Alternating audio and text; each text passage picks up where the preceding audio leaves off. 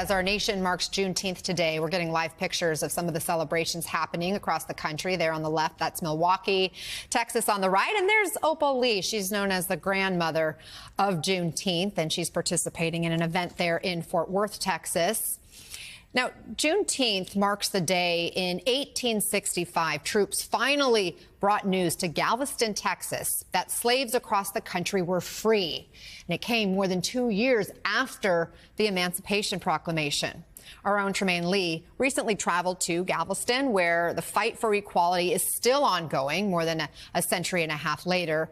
And the latest front is gentrification. And Tremaine Lee is here with us now. What an opportunity to explore really the roots of this day and to learn where we are today. That's right. I went down. The descendants of some of those folks who celebrated those earliest Juneteenth celebrations in the name of freedom and equality are fighting to hold on to that legacy, but also fighting to literally hold on to their communities. I went down to Galveston to learn more. Check it out.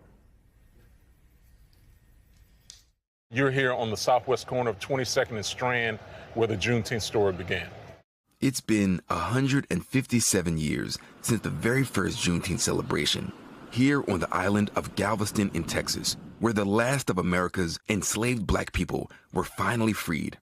Sam Collins is the co-chair of the Juneteenth Legacy Project. We're at the Colored Church on Broadway, where the Union soldiers would have moved through the city and posted the notice, General Order Number 3, on the door here. General Order Number 3 required absolute equality, but for Galveston's black community, equality has been anything but absolute.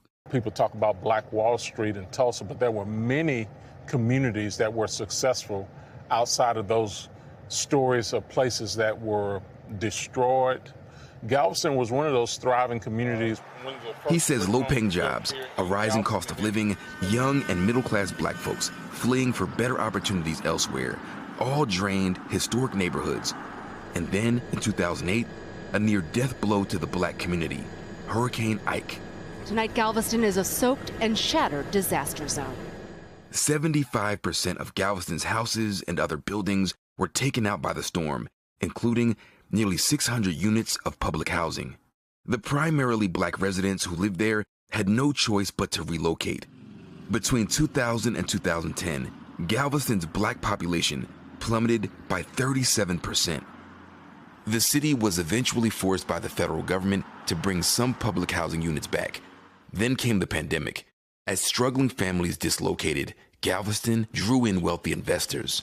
So many of the homes that used to be occupied by black families are now short-term rentals. Black families moving in? No, I have almost never heard of any black families moving in at all.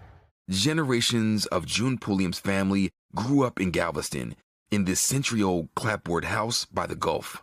I recognize this front porch. Yes, that's the front porch of where we are now. This is my great-grandfather, Ralph Albert Scold, who was 5 the year of Juneteenth. Folks used to call this place Island of Color, a name that's faded with time. I guess what's at stake is just the preservation of this very important history. They made homes for themselves. They educated themselves. They formed organizations. I want to bring back black folks having some economic influence on the island. Longtime resident Anthony Griffin is breathing new life into old black Galveston. We want to put commercial development there, place a hotel on the other side of the street. We own 3 or 4 lots on the other side. His plan? Buy up as much land as he can to house and employ families still fighting for the true freedom that was promised. If you don't have economic opportunity, if you don't own land, if you're not able to participate fully in the American dream, you can't ever have absolute equality. I know folks say that it's great that people all around the country are paying attention to Galveston because of Juneteenth's history, the past, right, the fight for freedom.